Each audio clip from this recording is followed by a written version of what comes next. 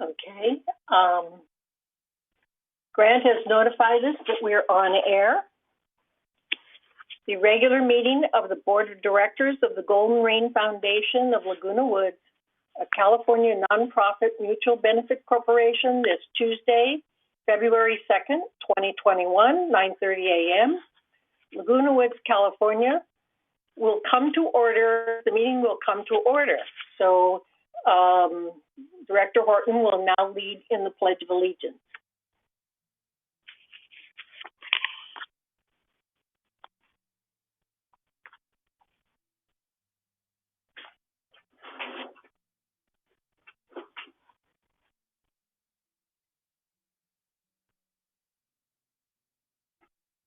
Of course, we can't hear you, Yvonne.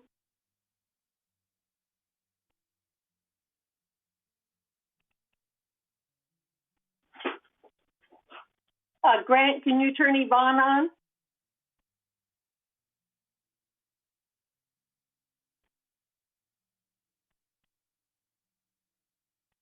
There we go. I pledge allegiance to the flag of the United States of America and to the republic for which it stands, one nation, indivisible, under God, with liberty and justice for all. I think I got that right. Thank you. Thank you. Okay, I acknowledge the media. And then the next order of business is the approval of the agenda. And the items on the agenda that I would like to change, if there is no objection, is to move 11B to 12B. So 11B is the committee appointments, and we'll move it to 12B, unfinished business, and then move 12B, which is the COVID report, to the CEO report. I'm sure Jeff will be giving a report at that point in time. 13. And then, on future agenda items, I'd like to add B, which would be the broadband report by Media and Communications. So if there are no objections, okay,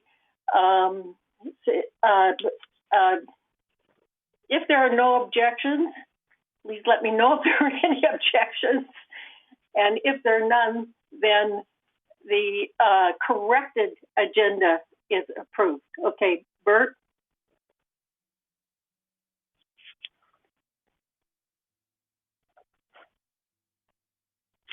Can't hear you.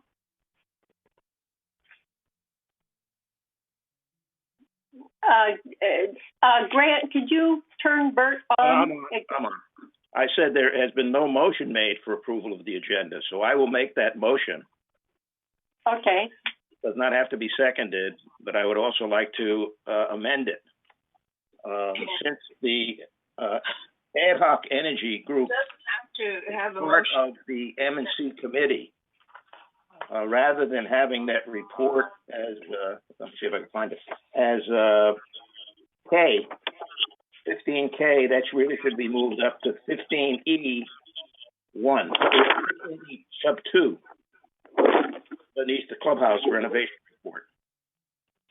And so those are both subcommittees of the M&C committee. Okay. You are correct. It should be moved up to E, is what you're saying. That's what E2. saying. Correct. Yeah. Okay. Are there any other additions or corrections? So if there are no further additions and corrections, if there are no objections, the corrected agenda is approved. All right. So the next item on the agenda is the approval of the minutes of January 4th, 2020, special open meeting board officers. Are there any objections? Any corrections? Any corrections? Hearing none, the minutes of January 4th, 2020, special open meeting board officers is approved. The next would be the approval of the minutes of January 5th, 2020, regular open meeting. Madam Chair, Yes? I have a small Scrivener's. On page 1 of the minutes, call to order has 2 twos, so take the second 2 out. Okay. That's all. Are there any other corrections? No. If there are no further corrections, if there is no objection, the minutes of January 5th, 2020, regular open meeting, as corrected, is approved. Okay, thank you. So the next item would be report of the chair. And the biggest change for GRF this last month is the GRF bylaws. And the effort took almost a year to collaborate with each board and legal counsel for the proposed changes. So the efforts by the ad hoc was to consider all the board's needs, and I will continue to talk about this a little bit more in my interview with Lisa Hart on TV6 on February 4th. So at this point in time, I want to introduce you to Leslie Mogul. So Leslie?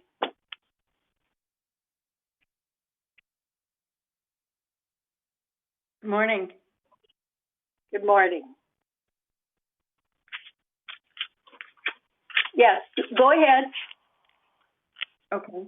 I'm representing the Village Community Fund, which is a nonprofit 501c3 community benefit organization. And the Village Community Fund was created about 4 years ago by a group of Laguna Woods residents to create a nonprofit that would raise money for projects and programs that benefited seniors in the greater Laguna Woods community. I'm the director of philanthropy. It's an all-volunteer board, and we work with clubs within Laguna Woods on fundraising for projects that need to be supported. To date, we've helped the video club raise money. We've raised money for clocks for the golf course. We've raised money for COVID projects. And our most recent fun project is working with the ad hoc committee on a Help the Herd project, where we're raising money to benefit the equestrian center and the horses in the equestrian center. And we started just at the beginning of December, and I'm pleased to present to GRF a check for $2,000 from the Village Community Fund designated for Help the Herd. We have a team, a combination of representatives from VMS, the Village Community Fund, the Saddle Club, the Equestrian Center, and Recreation that have been working on this whole project. Our initial goal is to raise $10,000. To date, we've raised over $4,000. So in a short amount of time, we'll be issuing an additional check for the money we've raised this month. And I've been working hand in hand with Susan Hemberger, who's in the Saddle Club. I'm also a member of the Saddle Club, and I got involved 2 years ago when I was volunteering at the Equestrian Center. And Susan's been doing an awesome job of PR. And half of our donations have come from $25 and $50 donations that come from residents within Laguna Woods that have never stepped foot on the Equestrian Center, but they've been seeing our publicity. And these are people that love animals. And we're excited because once the Equestrian Center reopens, we'll be able to invite a lot more people to the Equestrian Center. I want to turn this over to Susan because Susan can really talk more internally about the project. We also work with Laura, who's the manager at the Equestrian Center. Thank you, Leslie. Good morning, everybody. So the Help the Herd fundraising campaign is seeking donations that will directly benefit the 8 GRF horses at the Equestrian Center. So we had the Equestrian Center supervisor come up with a diverse list of items that she would like to acquire for the horses. And the money that is raised, the $10,000 that we're trying to raise, is going to be used for things like new and upgraded tacks. She wants to get new saddle pads, fly sheets, protective boots for the horses.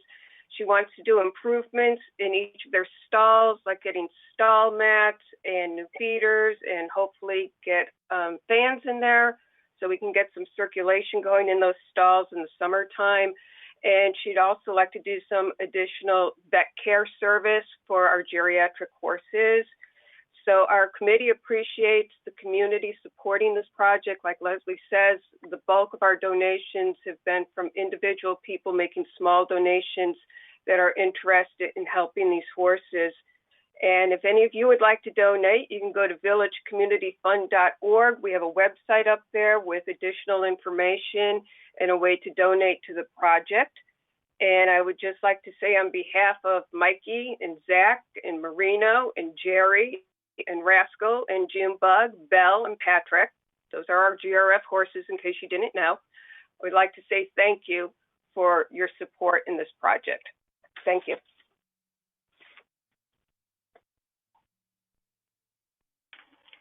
Okay, the next item of business is the CEO report. Jeff? Good morning, President Carpenter, and to the board and residents.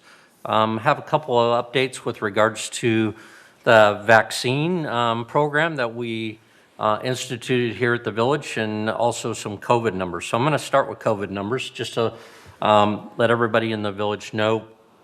Obviously, we track this pretty much on a daily basis. Start off with some good news, and that is with regards to hospitalizations and ICU beds within Orange County. We're seeing a steady decline recently in the need for hospitals beds and ICU beds. We've dropped from over 1,500 in the hospitalization bed usage down to 1,362 as of yesterday. And our ICU beds are down to usage of 384, which was over 500 just a week ago. So that is good news. Some of the negative news, I guess to put it that way, unfortunately in Orange County, the number of people who have passed away from COVID-19 has increased over 150 individuals in the last week. We're over 3,100 people throughout the time frame that this started back in March of last year. So unfortunately, 3,100 people passing away in Orange County is a significant number. Our cases also have gone down to a number that's was in the 3,000s a couple of months ago, starting in the top of December. And we're down under to 1,300 as far as positive cases. Again, that's a good trend that we're seeing. However, I do want to note that within the city of Laguna Woods, which we are a big part of, the numbers have actually gone up a little bit in the last week. We were at, last Friday, we were at 341 cases and 27 deaths. And we are, we're at 341 cases right now and 27 deaths.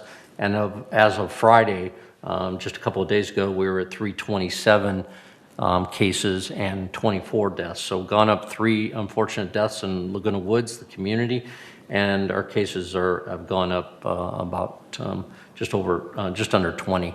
So that's a trend that we still want to make sure everybody understands, that the COVID cases are still happening out there. There's some new strains out there that have now reached Orange County, and so that's a concern that everybody is talking about. So again, I just want to, wear your mask, social distancing, all of those requirements are still there.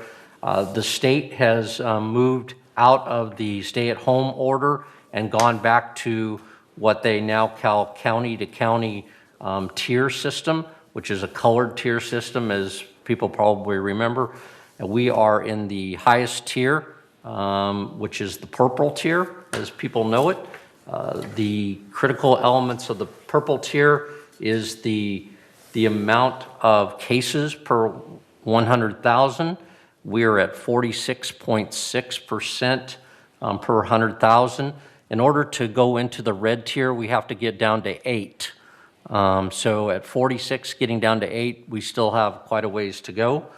In the percentage of cases, active cases, we're at 12.9%. We have to get that below 8. So we still have quite a ways to go to get out of the purple. However, the purple category does allow us to have activities in Orange County reopening. Outdoor dining is available, so we're working with Tony over at Clubhouse 19, or the Restaurant 19, to get activities out there in the patio and his operation going again with regards to that. And certainly our outdoor activities, we can continue to move forward with the operations that we've had in place and continue to do that with some exceptions. And we talk about those on a regular basis. Now on to the vaccination program. Very exciting. For the last 2 weekends, for those that have been involved as volunteers, I want to say thank you. And for those that have had the opportunity, we started a program and started working with Memorial Care and Orange County Health to see if we could get a vaccination clinic here in Laguna Woods just for our residents. Knowing that we have a very high population that is in the high risk category, we focused it and started to focus on 75 and older category. So just for everybody's reference, we have over 9,000 residents out of our 18,000+ that are in that 75+ category. So our desire and activities were concentrated about, let's get the 75+ vaccinated first, and then we could move into the rest of our community. In the meantime, the state moved towards the 65+ category, but we have still continued to focus on the 75. We want to get that accomplished first before we move into the 65+. So the good news, in the 2 weekends, we have now vaccinated, we just wrapped up a report last night, over 5,000 of our residents have been vaccinated here at the village. So that's real exciting. And we're moving towards getting everybody in that 75 category who wants to get vaccinated to get in here and get vaccinated in the next couple of weekends. We know that a lot of people are using the county system or declining, and that's fine. We want to encourage people, especially that are 65 and over, to use the Othena, and that's OTHENA, Othena process to go through the county and get, you can get vaccinated because they're running all the time at Disneyland and over at SoCa. So if you're interested, that's www.othena.com, and you can register that way as well. Our process, we're working with Memorial Care to do the process with regards to getting the notification out for vaccines. We're also using our code RED to notify people because we're getting into the situation where not everybody has a email address or a computer, so we're using both systems. Working with Memorial Care, they're developing a new portal so people will be able to go onto that portal, put in their resident ID, and it'll pop up when their vaccination time frame is, when their appointment is. If it doesn't show up, then they can, that means that they're still in the queue, and we have our telephone hotline that can help address that as well. We've been working on putting that portal together, and Memorial Care has been diligently putting that together. We hope that we're going to have it out today, but it looks like we'll probably have it all loaded today and ready to go sometime tomorrow. So we're looking forward to that, because I think that's going to relieve some of the pressure with people finding out when their appointments are, or when they're going to be rescheduled for their second shot. So we'll be using that in both cases.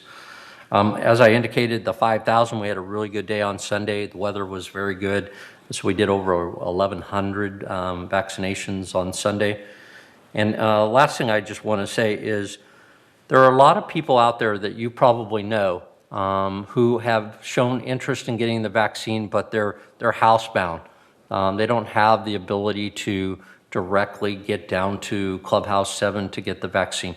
If you know of anybody or if anybody's contacted you, please follow the following track is that we would like to get that information logged into our computer system. So if you could email us at info@lagunawoodsvillage.com. That's info@lagunawoodsvillage.com. We're going to collect that data, and we're going to work with Memorial Care about trying to create a situation where we can go into that individual's home and get them direct access to the vaccine if they're unavailable to get transportation or they're in a physical state that they can't. So we're working with that program. We want to collect the data first, and then we'll be working with Memorial Care to figure out what the best process is to reach those people who need or want the vaccination but just can't reach us at Clubhouse 7. So that's a real, again, I just want to thank all of the volunteers, especially a shout out to Diane Phelps and Joan Brown.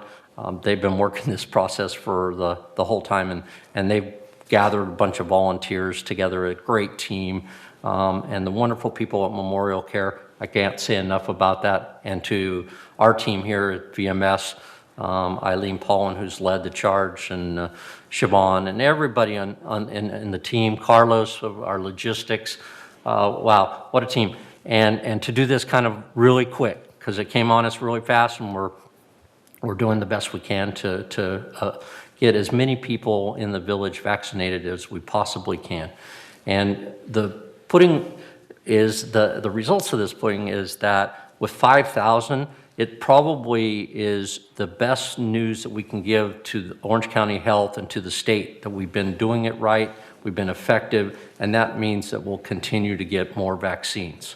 Because that's really what the notice was when we originally started. If you don't do it right, if you don't get the shots in the people's arms, we're not going to give you any future doses. So that's a real critical path that we keep our eyes on, and we're very happy that we've been able to accomplish this. So that ends my report on those two items. I'm going to turn it over to Siobhan. She's got a couple of things, and then if there's any questions, Bunny, I'd be glad to answer them too. Thank you, Jeff. Honorable President, members of the board, I have a few announcements for you this morning, please. The first is about virtual new resident orientation. Residents who are new to the village are encouraged to attend a virtual new resident orientation meeting. These informational sessions are an opportunity for new residents to become familiar with the operating rules of your mutual and to talk to a board member who represents your mutual. The next third mutual orientation sessions will be Wednesday, February 17th at 4:30 p.m., Friday, March 19th at 9 a.m.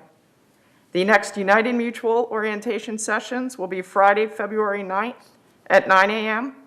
and Wednesday, March 5th at 4:30 p.m. To register for an orientation session, please email Executive Assistant Becky Jackson at becky.jackson@vmsinc.org. And again, that's becky.jackson@vmsinc.org. There is also a new schedule for the coin exchange program for laundry quarters. This week, the coin exchange program will be offered today, Tuesday, February 2nd at Clubhouse 5 for Third Mutual residents, and then Thursday, February 4th at the Performing Arts Center for United Mutual residents. Beginning February 18th, the coin exchange program will be offered once a week on Thursdays from 8 a.m. to noon or until the supplies run out. The new schedule will be as follows. The first and third Thursdays of each month at the Performing Arts Center for United Mutual residents, and the second and fourth Thursdays of each month at Clubhouse 5 for Third Mutual residents. No coins will be offered on the fifth Thursday of a month. There are also new pool hours in effect. Pools 1, 2, 4, and 5 have new hours. Pool 1 is open from 8 a.m. to 6 p.m. daily and opens at 10 a.m. on Tuesday. Pool 2 is open from 7 a.m. to 6 p.m. daily and opens at 9 a.m. on Wednesdays.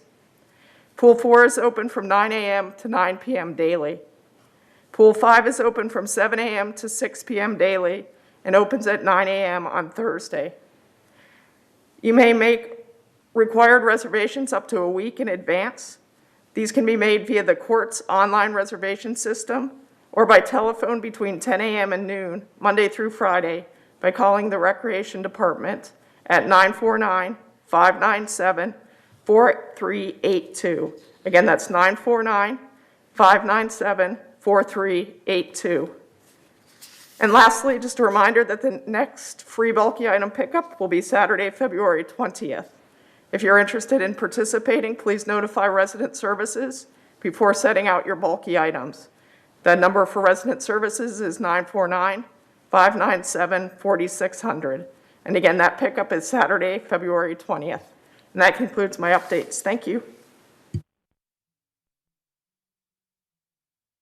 Okay, thank you. Jeff, I just have one question. Is this announcement on the portal and also the info.lagunawoods.com, is this going to be announced to the residents right away? And are there going to be step-by-step instructions on how to go to the Memorial Care portal? There is. Yes? To that, Bunny, yes. We have actually, on Monday, we put it up on TV6 as well, providing that information to our residents, and with the blast, getting that information out. So yes, absolutely, we'll be getting that out, plus information as to how to use the portal once it gets up and operating. Okay, thank you. All right, the next item on the agenda is the open forum. So is it Becky that's going to be leading that? How many speakers do we have today? Madam President, it's actually Eileen Paulin that'll be reading today, and we have 2 comments. Okay, so we only have 2 comments. So at this point in time, we can have 3 minutes per speaker. And the members may address the board of directors regarding items not on the agenda and within the jurisdiction of this board of directors. So the board reserves the right to limit the total amount of time allotted for the open forum. And if they would like to participate, they should call 949-268-2020 or email meeting@vmsinc.org to request to speak. So go ahead, please. So the first comment is from Suzanne Frank from the Laguna Woods Tennis Club. Good morning. I'd like to propose that instead of closing the tennis courts and driving range until all residents have been vaccinated, that you consider allowing those who want to play to park at Clubhouse 2 and walk across the street to the courts and the range. You had us do this back in April, the first week the tennis courts reopened, and it seemed to work very well. We can inform our club members to park at Clubhouse 2, and I know that they would be grateful that the courts are open. We have many members who still work and can only play on the weekends and evenings. For those residents who are not tennis club members, your security personnel can simply ask them to park across the street. This seems like a very doable solution. Thank you for considering it, Suzanne Frank. Thank you. Our second comment is from resident Jenny Park at 5508C. Good morning. I received an invoice for some plumbing work about a week ago and wanted to know why I had to pay a service fee for work that left me with leaking pipes. I've lived here 17 years and I've never had to pay any fees until now. Why is that? And that is all the comments we have at this point. Okay, thank you. Do any of the directors want to respond? Okay, Joan?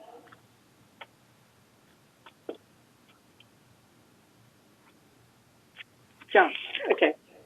Yes, I think the the idea of the tennis club residents walking across the street is a good idea. And I would think if there's no objection to that, that would be fine. Bert, Microphone. yeah, turn on your microphone. With regard to the leaky pipes, I believe that is a mutual consideration, not a GRF consideration.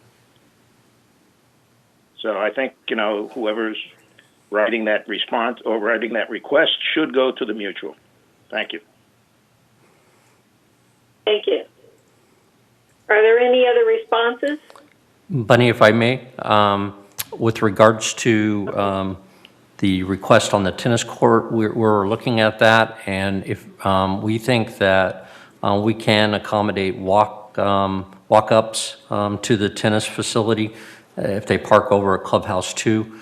What we are concerned about is the additional use of golf carts reaching the area because of the conflict of the cars coming in and the golf carts. So, but if we do it to walk-ups, I think we can make that adjustment so that there could be weekend play. Okay, great. So is Recreation going to contact, I think it was Suzanne Frank, right? Suzanne, right. We'll be in touch with okay. Suzanne, yes. Okay. All right, thank you. Madam Chair. Yes? Good morning. I just wanted to let you know that I'll be providing a response. I'll look into what the issues were with the plumbing at that manner, and we'll be happy to provide a response directly to the resident. Oh, thank you, Ernesto. So Jim. Yeah, thank you, Ernesto. I would suggest that when a resident uses GRF for a mutual complaint like this, that the appropriate committee on GRF refer that to the appropriate committee and staff at the mutual level, so that we are responding to the residents' requests. Thank you, Jim. Are there any other comments? Okay, if there are no further comments, the next item on the agenda is the consent calendar. All matters listed under the consent calendar are recommended by action by committee and will be enacted by the board by one motion. In the event an item is removed from the consent calendar by members of the board, such item shall be subject for further discussion and action by the board. So, item 11A is a recommendation from the Finance Committee. A is consistent with its statutory obligations. The subcommittee of the board, consisting of the treasurer and at least one other board member, reviewed and approved preliminary Golden Rain Foundation financials for the month of December 2020, and by this vote ratify that such review be confirmed in this month's board member open session meeting minutes. Are there any objections? Hearing none, the consent calendar is approved. By unanimous, so the next item, yes? Just add by unanimous consent. Oh, okay, thank you. By unanimous consent, the consent calendar is approved. So the next item on the agenda is unfinished business, and that is to entertain a motion to approve a resolution to update the Recreation and Special Events Department policy to include security officers at special events. January initial notification would be 28-day notification for member review. Carlos, I see that you're here. Do you want to speak to that? Oh, I'm sorry, Joan, you need to read the resolution first. Okay. Resolution 9021XX. Whereas the Recreation and Special Events Department is responsible for the planning and execution of comprehensive recreation programs and events for all residents of Laguna Woods Village. And whereas Laguna Woods Village offers 7 different reservable facilities for club events, resident parties, and general gatherings. Facilities are able to accommodate groups as small as 2 people in a conference room, dinner parties up to 400 guests, and large indoor-outdoor events up to 800 participants. And whereas the Security Services Department provides continuous 24-hour security operations for the Laguna Woods Village through the use of field supervision, routine motor patrol, routine foot patrol operations. Now, therefore, be it resolved, February 2nd, 2021, that the Board of Directors hereby approves amendment to the Recreation Special Events Department policy to allow clubs and residents to obtain fee-based security services when hosting specialty events at the overtime bill rate for the Security Services Department. Resolve further that select specialty club resident events have security officers present for the safety of residents, guests, staff, and property. Events requiring security officers will be determined by type, location, estimated attendance, the serving of alcohol beverages, high-profile guest appearances, and/or events that draw attention from the news media. Resolve further that the officers and agents of this corporation are hereby authorized on behalf of the corporation to carry out this resolution. I move that we approve this resolution. Is there a second? Bert? Okay, there's a second. Okay. Any discussion?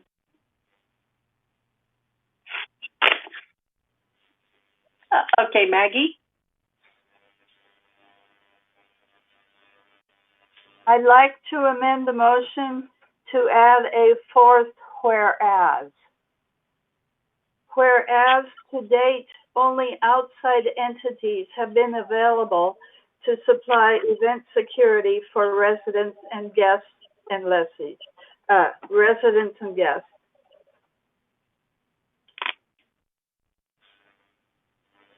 Okay, would you repeat that? It sounds logical to me, but please repeat that. It so says, we can make a note. Whereas to date, only outside entities have been available to supply event security for residents and guests.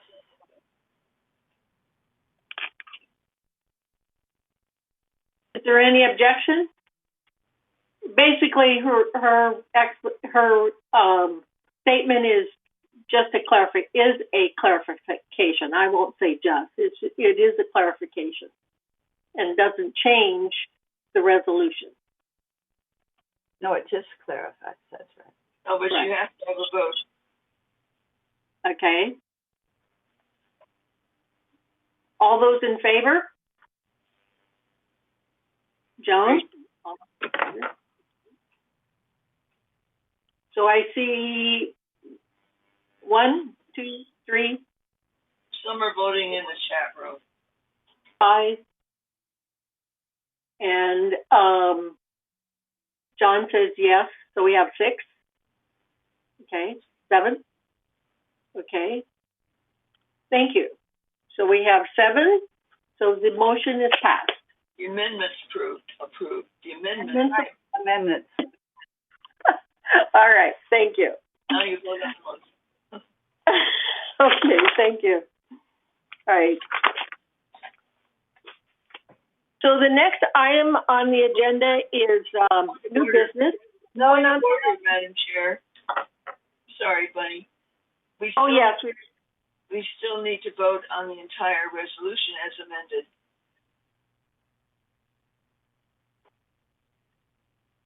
You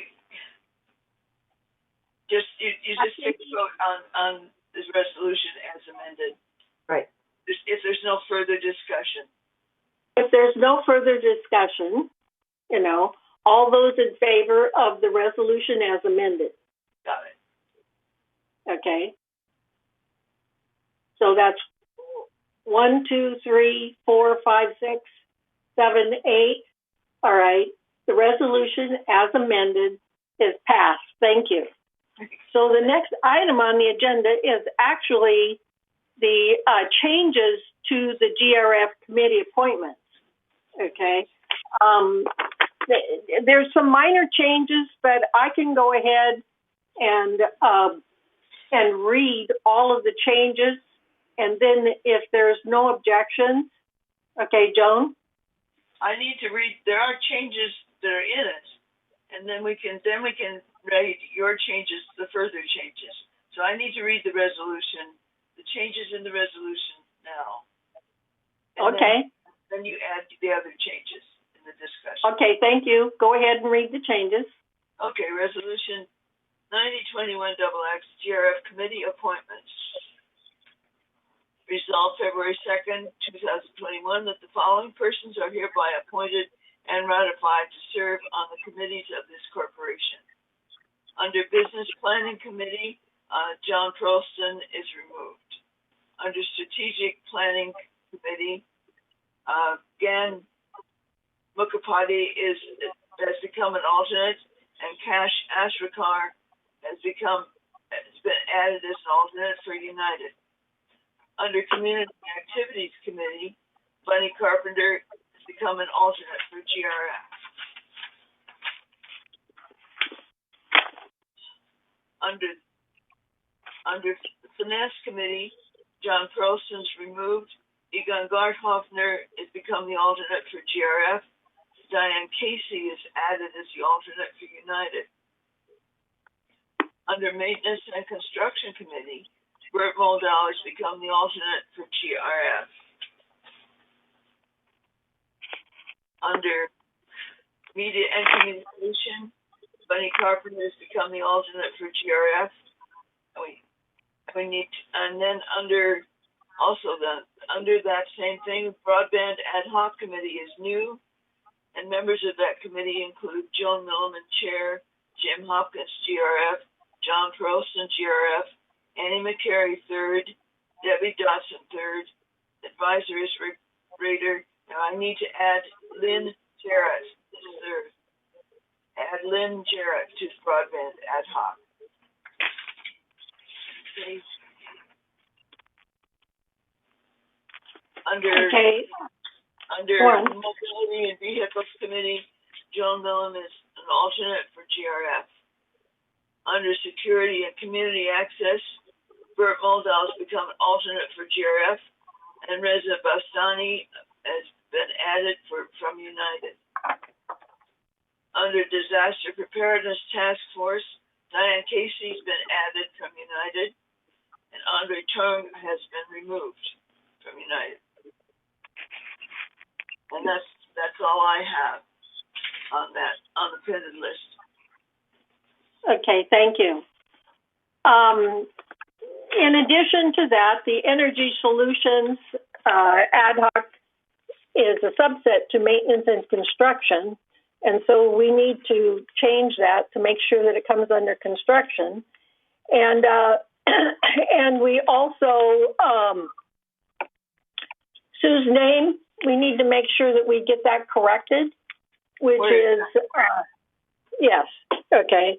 So we'll get her last name corrected, Stephenns. Under what? Under the Energy Solutions. Okay, thank you. Okay.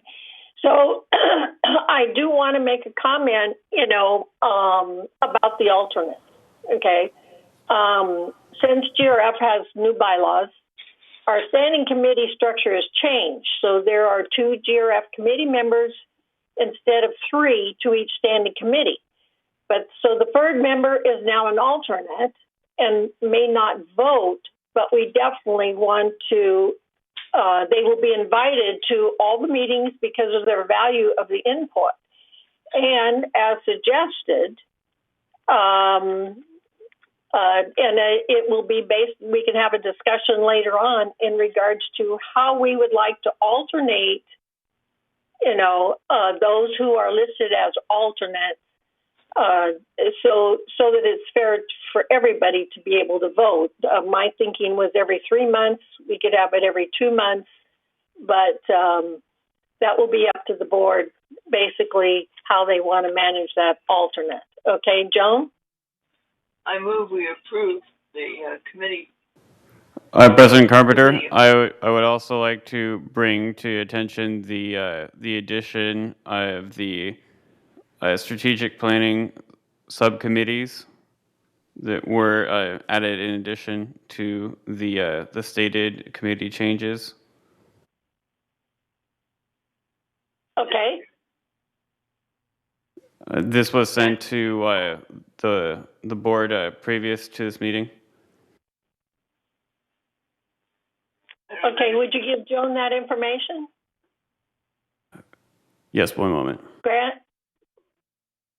I have Gann as an alternate and John as chair and James as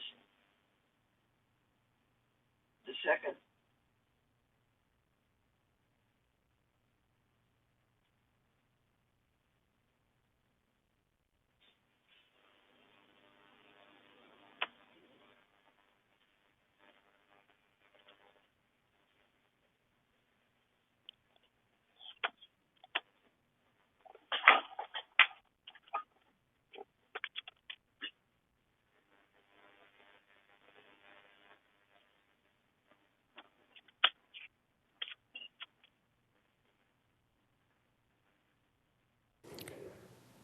For the strategic planning committee, there is added the customer experience subcommittee, which includes John Pearlstone, GRF, Kush Bada, 3rd, Robert Muchnick, 3rd, and Andre Toring, United.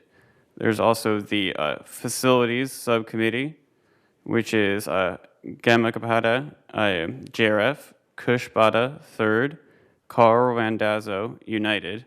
Then there is the Future Strategic Planning Items Subcommittee, which is James Hopkins, GRF.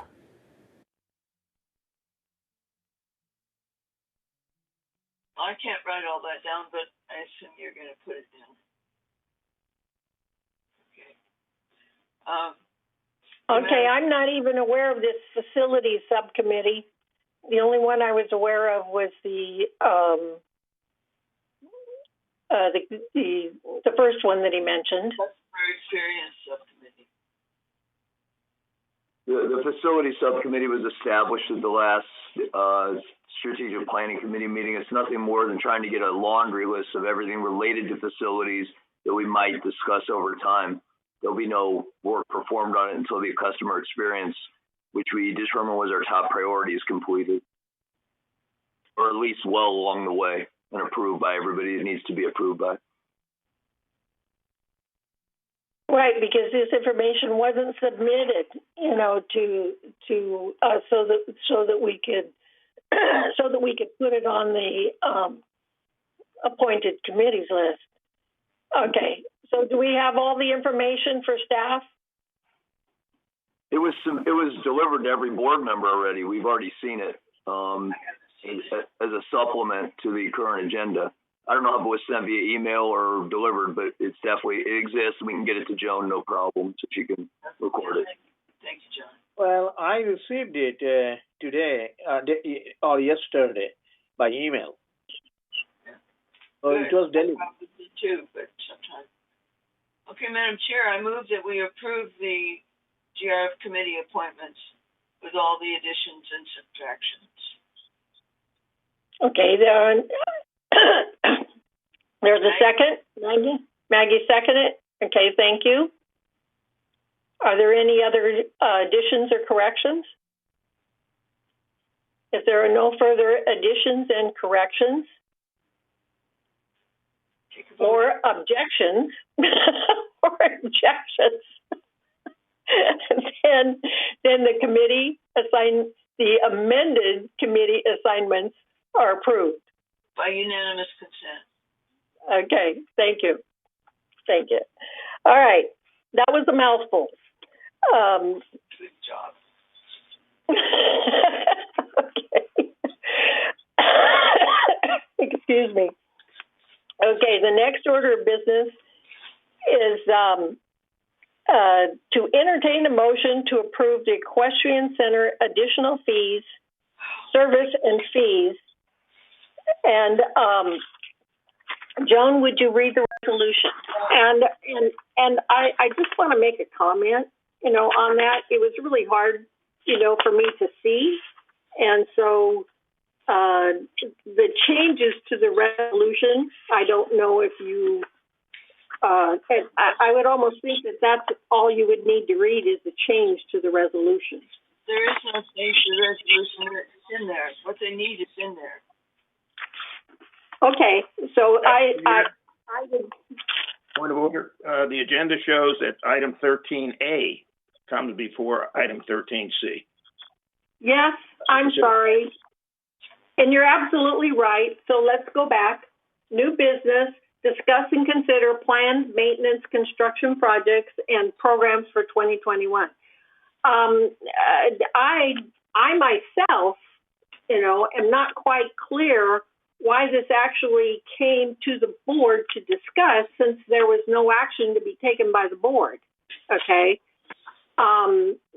Before I continue, there's no motion here, so I will let Ernesto speak and let me know why this is actually coming before the board, and then we can continue after that. Very good, Madam President, honorable board members. I will provide you an explanation as to why this is in front of you today. The MNC chair requested a review of all projects before they could be initiated. It was mentioned that there seems to be some doubt as to the scope of this project and how they're to move forward. So staff is revisiting the list of projects we approved through the budget process for execution. As you know, during the budget process, staff presents a detailed description of the proposed capital budget. Staff also includes the detailed requests from the various departments and answers all questions in each and every project before the board adopts the final budget. This is a process, not only for GRF, but for all three corporations. We have a total of 19 capital projects for GRF this year, but we have a total of 62 projects and programs that we're executing for all three corporations with the same staff. So as you know, the board and all members are provided a project update as this projects move through execution. Staff puts together a project log, which we update on a monthly basis. And the project log essentially updates all the information relative to tracking of the project, where the funding is, where the funding came from, how much funding has been spent, all of the items that have been completed, the items that remain to be completed. We provide a project description and all of the contracting details in the project log. Now, all of the decision points where a contract needs to be awarded or a change order needs to be approved or any material change to the scope of work that the board approved, it's all brought to the committee for discussion and final recommendation to the board. So today, what I wanted to do, because it takes a tremendous amount of effort for staff to get all of these projects and programs going on any given year, seeing that we're processing all of this, not only for GRF, but for all of the three boards. I think it's important that if there is going to be any changes to this project, that the staff is let know early on in the year so that we can make whatever adjustments need to be made. I have listed every single project in here that you adopted through the budget process. And again, I'm not going to go through every project. I just want to make sure that if there's anything that the board wants to change, that staff is provided direction to do that. Now, the board or committee may change the scope of work of any of these projects. But the caveat to that is that once a scope is changed for any of these projects, you essentially have a new project. And what the result of that is that delays will most likely be incurred for this project because we will have to re-advertise the project. We will have to review the new scope with the committee back and forth. It could be several times. So again, it's a very tight process for staff to execute a total of about 70 projects and programs for all three boards. And any changes in scope to any of these projects will result in delays. So I'm just bringing that up because I think it's important that we all realize that we go through a very robust process of approving these projects through the budget process. We provide detailed descriptions of what the scopes are. We provide estimated costs for the various projects. All questions are answered from the board.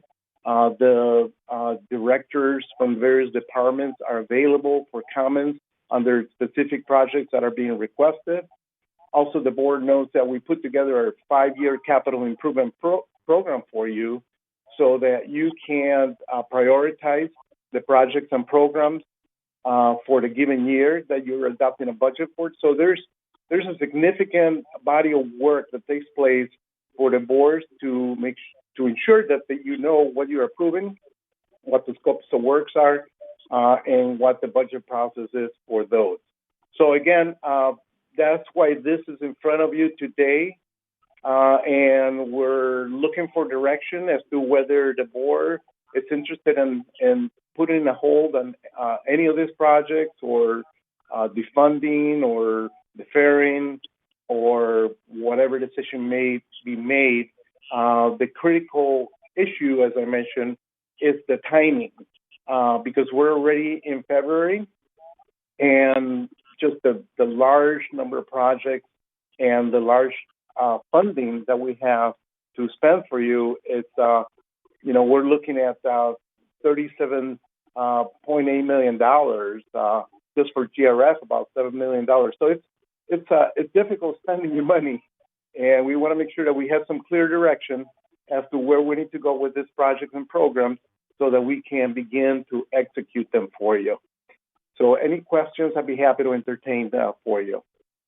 Okay, first of all, before we entertain some discussion here, I just want to let you know that I appreciate, that staff is bringing this review before the MNC so that they understand basically what the projects that they're looking forward, that they need to be apprised of these projects at the beginning of the year.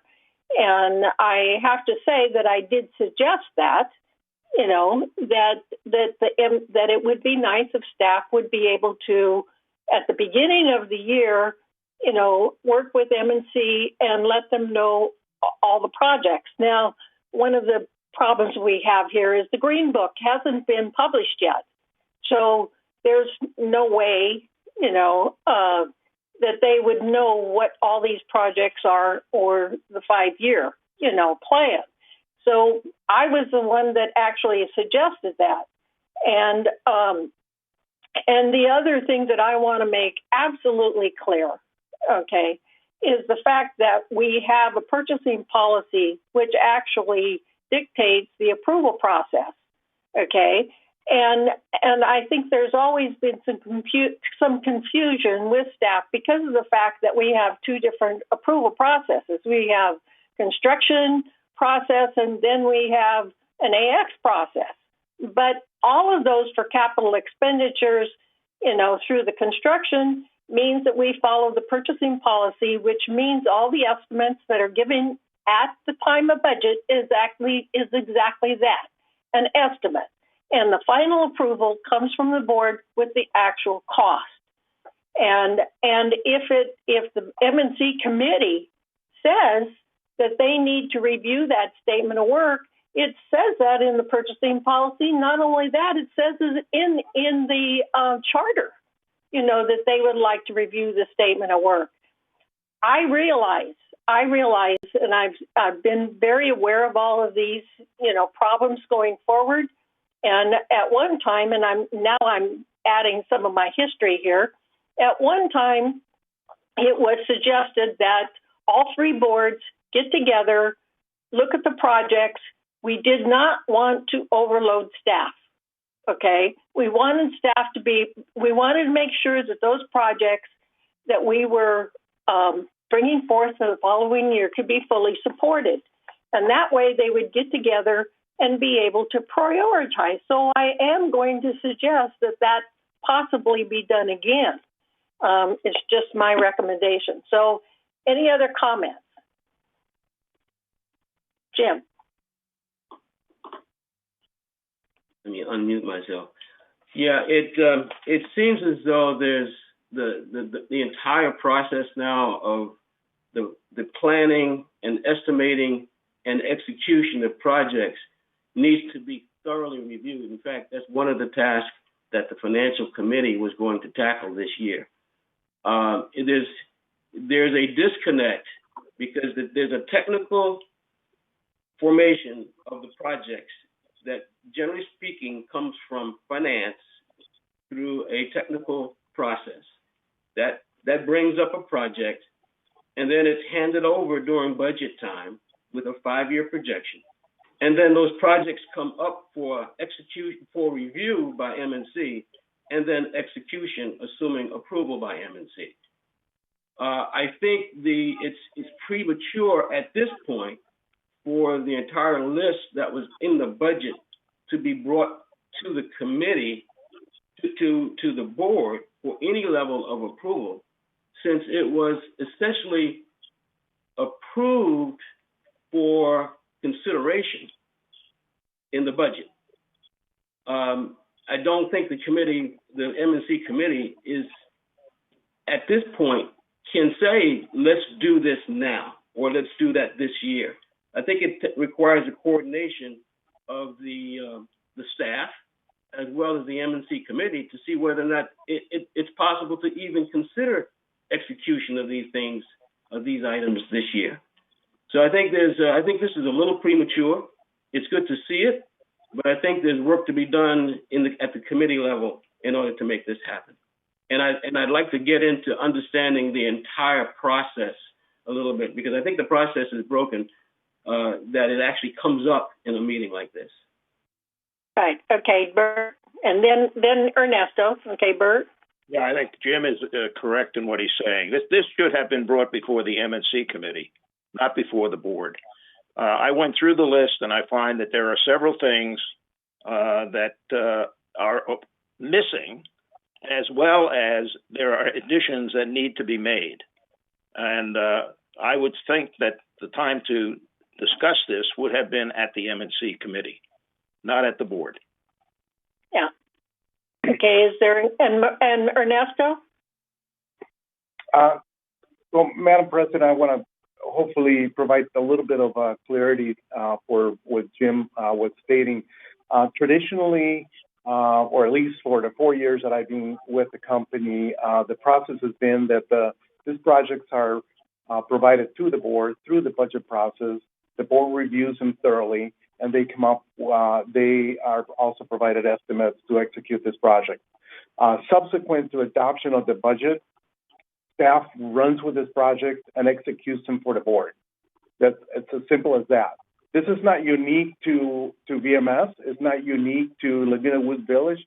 This is typically the way the work is done in all municipalities and other public institutions. Once you approve the budget and once you approve the scope of work that's presented to you through the budget process, staff, essentially has a green light to move forward and start executing these projects for you. There's no, if we want to submit this list for consideration at this point, there's really nothing to consider. The board has already approved it.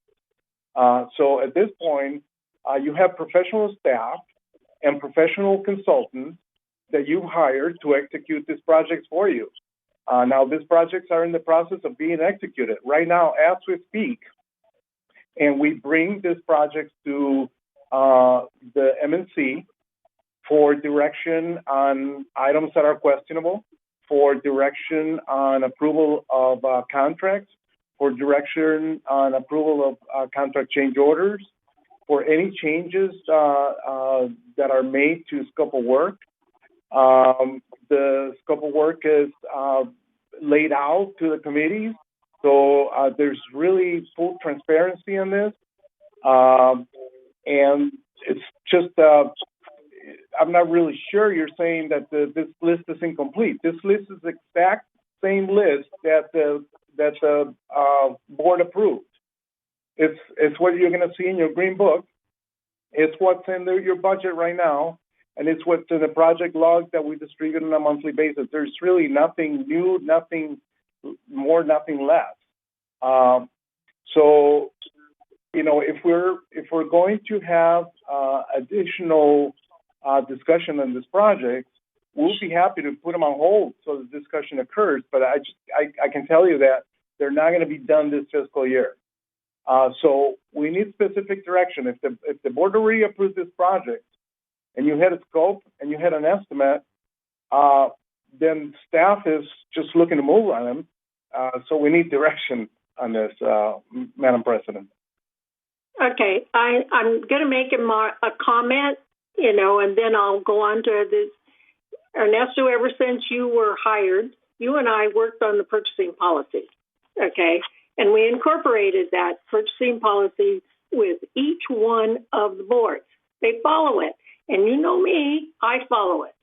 And the idea, you know, that we're going to go forward, you know, because it's approved by the budget was never the intent. The intent was that we have an estimate in the budget, and that when it became before the MNC, you know, at that point in time, they go through the process, the RFP process, the evaluation of the statement of work, which actually states that in the purchasing policy.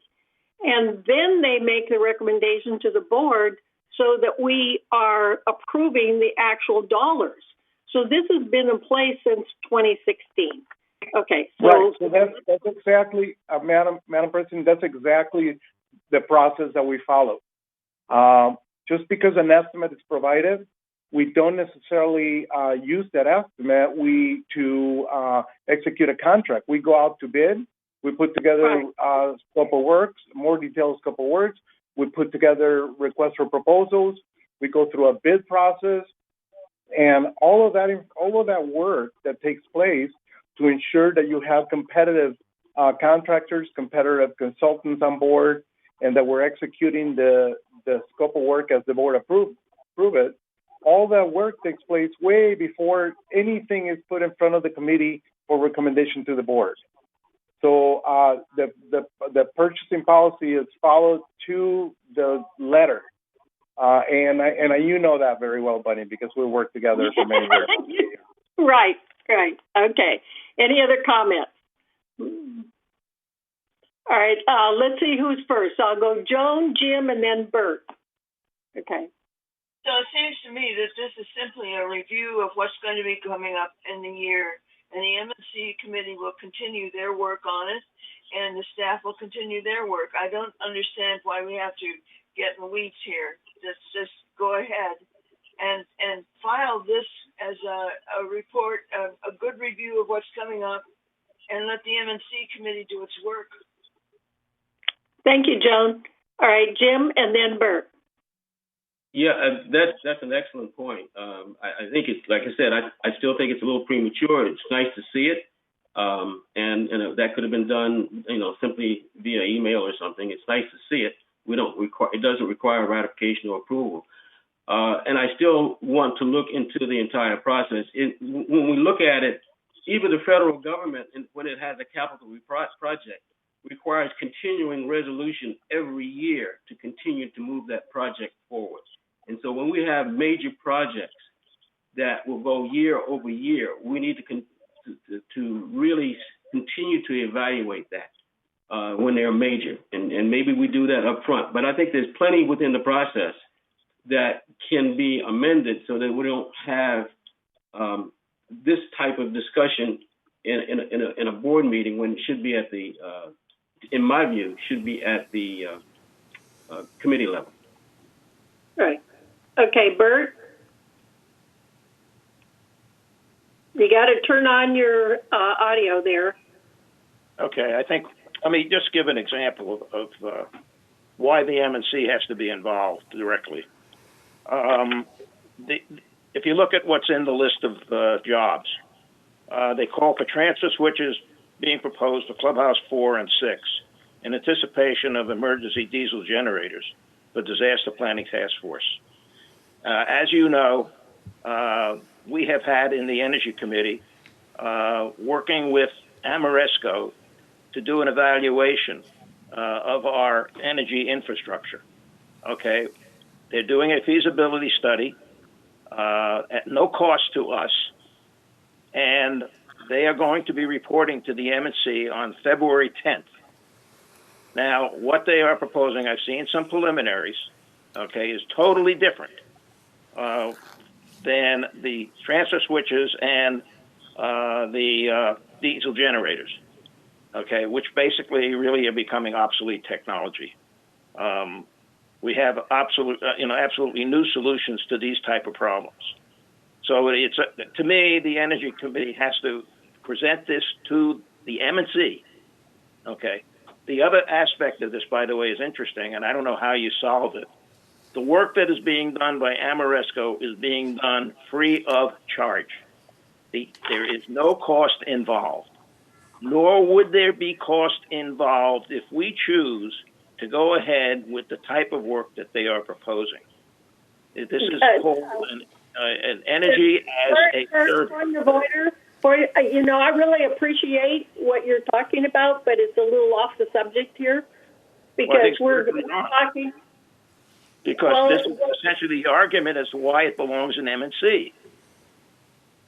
Well, what we're discussing is the projects, yes, and whether it basically should go back to M&C rather than the specifics on the energy. And I want to tell you, I really, really appreciate all the work that you're doing on this is why you should go back to M&C, Bunny. Just for these reasons that I'm giving you.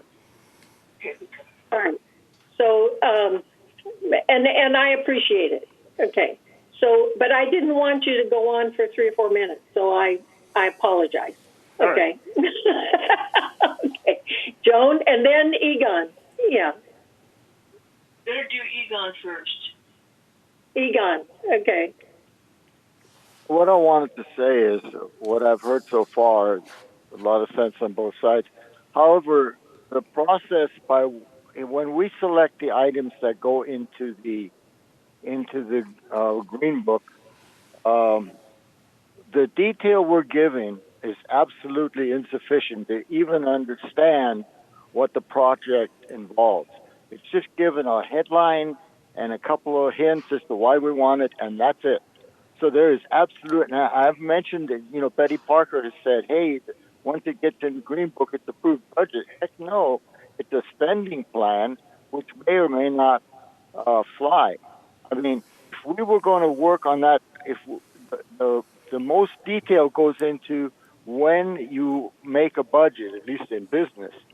And when you make a budget in business, you have all that detail. There's no such thing anymore that after you get a project approved, now we go out and make up a work list. Your work list is for the budget. So we got the horse behind the cart this time around. So, and that's just my comment. If we want to review these projects here, that's perfectly okay with me. Okay. Let's see who's next here. Okay. Oh, Jeff wanted to speak. Jeff, Joan and Jim, but I do think we ought to curtail this discussion. Okay, Jeff? Sure. Thank you, Bunny. To the board, one of the things that, and the importance of bringing this forward is for twofold reasons, and that is the decision about a project, developing a 5-year capital project, developing a 1-year capital project that goes into your budget is that, and wanting to bring it forward is that, as you know, your boards change often. And you approved this budget in September and your board changes. Well, that means the potential is the direction changes. So one of the things that we want to be consistent is if you approve a budget in September, that these items are included, but you have a new board that doesn't want to do these items, then we need to remove them from the budget and not spend staff time on developing a plan. And an example of that is how even how staff for a long time was working with MNC and board members on Clubhouse 3, and then with a change in the board, we moved in a different direction. So when you look at the Green Book as a budget, we have to, and when we go through the budget process this year, if you're going to send your capital projects through MNC first, if that's what you'd like to do, and get MNC to say, these are the projects we want to do in 2022, and then to the board, and you get your board to agree or not agree, because your board may say, no, we like these 5 projects. Then you got to send it back through the process again. These are what you as a full board approved. You voted on your budget. This was in your budget. It's a budget plan. And now the details need to go back, just as Bunny said, and just as others have said. Now it goes back through the committee to do the details, the staff working on it, preparing the details, and then getting that to the MNC committee. But this budget plan is a plan that the board adopted, and I want to make sure that the board understands that you adopted this in September as your capital plan. So staff's working on that capital plan to bring it back, as Ernesto said, using the purchasing process, going through committee. We just want to make sure that we're lockstep with you guys on what the plan is. Okay, Egon? And then, okay. Well, we are going to ask for more detail this year round. Not a huge amount of detail, but we are going to at least get enough detail to understand what the project is. And I remember one of the projects that came up for the budget in this thing was the fix up the welding shop. And Sue of United had an objection to the amount of money and the process of what you're going to go through, and she suggested some alternate, and she would steamroll it right over. So that's the kind of thing, that's how we formed the budget is very cursory, very, very cursory. There's absolutely no detail and or no significant detail. And that's why Clubhouse 3 was such a failure. It was terrible what happened. The amalgamation of all that stuff was such a pile of stuff that it was hugely overpriced. We were going to put twice as much air conditioning into that plan as we need. And we wouldn't have done that if we hadn't broken it down piece by piece. And I have found that we're not capable of doing huge projects all at once and getting them worked right. That's my comment. Okay. We have 3 more people, and actually I think the decision is it needs to go back to MNC, but I want 3 of these people to speak, and then I'm wondering if it's appropriate at that point to move on. Okay. So I'm going to say Ernesto, Jim, and then Joan. So, Madam President, I have to speak to this issue because it's been put forth that the scope of work for the PAC was have to be reduced because it was wasteful. But the reality is that the board approved a plan to air condition future improvements for the PAC. The board approved as an alternate for the future to develop a black box theater in the PAC. That idea did not come from staff. It came from the board. There was also ideas to air condition all the rooms for the PAC. So the air conditioning system that was originally designed was to accommodate those future uses. So it's not that it was designed as a wasteful system. It's just that it was designed for a totally different scope. Now, the MNC has changed that scope entirely. So there's really no savings from this. It's just that it's a totally different scope. It's a new project.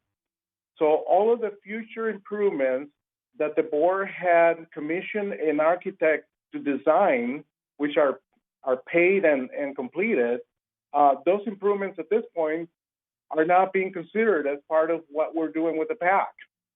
So the air conditioning system is a perfect example.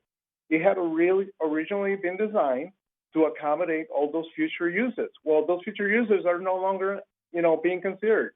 So you're right. The HVAC system, it's a totally different design system, and it's a much simpler design system at this point because it's not being designed to accommodate those future uses. So it's just a totally different scope of work, which is fine. But again, the only caveat to that is that as we go through that process, it adds months and months of additional work to the project and delays. Thank you. Okay, I think Jim was next and then Joan. Yeah, it's kind of interesting. I'm going to agree with everybody and what everybody said because from what their perspective, they are absolutely correct. It's the problem is the expectation of each organization in line with the process is slightly different. And so I look at the budget process for capital is the reserve process.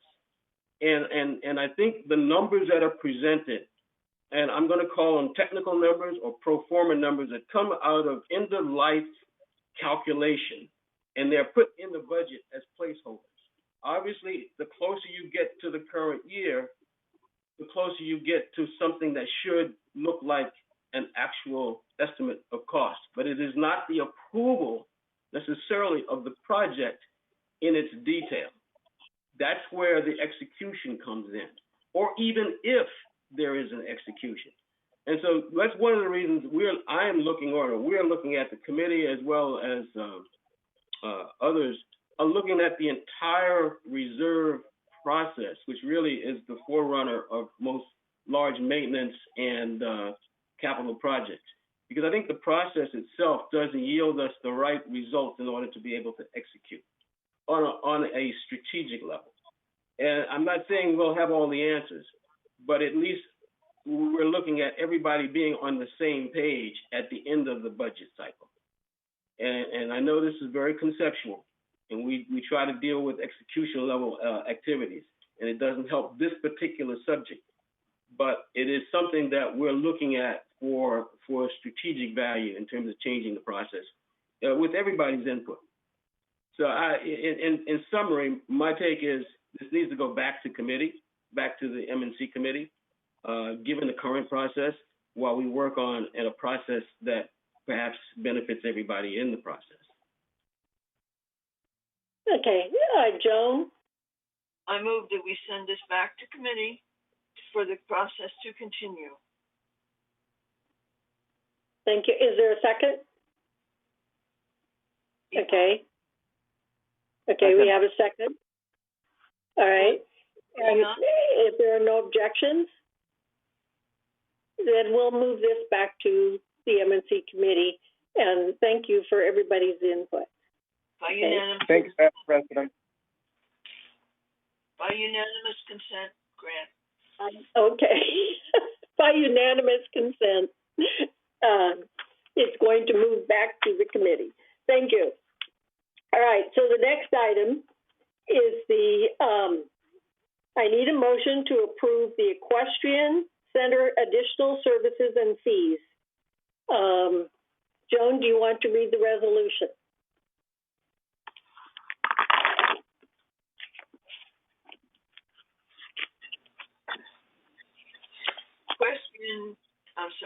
Resolution 9021XX, amended Equestrian Center pricing policy.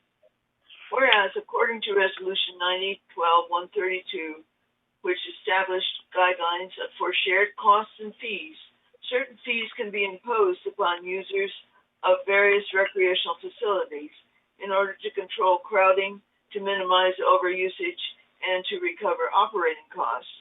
And whereas the board periodically reviews fees as part of the business planning process to determine adequacy of revenues and shared costs, and their adoption of the 2021 business plan included certain fee changes. Now, therefore, be it resolved February 2nd, 2021, that the Board of Directors of the corporation hereby introduces a revised GRF pricing policy relative to the equestrian center. Horse boarding. First, a horse boarding fee shall be charged monthly to residents who wish to board their horses or horse at the equestrian center. Next, the fee rounded up to the nearest dollar shall be based on the estimated monthly cost to board a resident's owned or leased horse and 70% shared, subsidized, that is, by the community at large. Next, the fee will be adjusted annually on the basis of changes to the operational costs, depreciation costs, and percentage shared by the community at large. Next, the GRF Board of Directors will periodically review the estimated monthly costs of boarded horses and determine what shared percentage to apply in order to maintain an equitable and reasonable division between the user and the monthly assessment per Resolution 90-12-132 guidelines for shared costs and fees. Next, the cost of feed will be fully absorbed by the resident based on their selection from the menu options.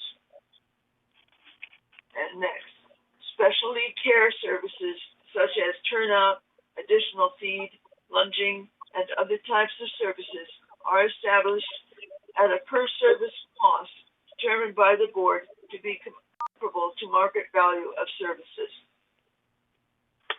Horse trailer storage and horse transportation fees. First, if space allows, residents may store their horse trailers at the equestrian center. The fee to store a horse trailer shall be 50% of the charge for a recreational vehicle in the RV storage lots. Next, GRF shall be reimbursed the cost of transporting a horse for a resident.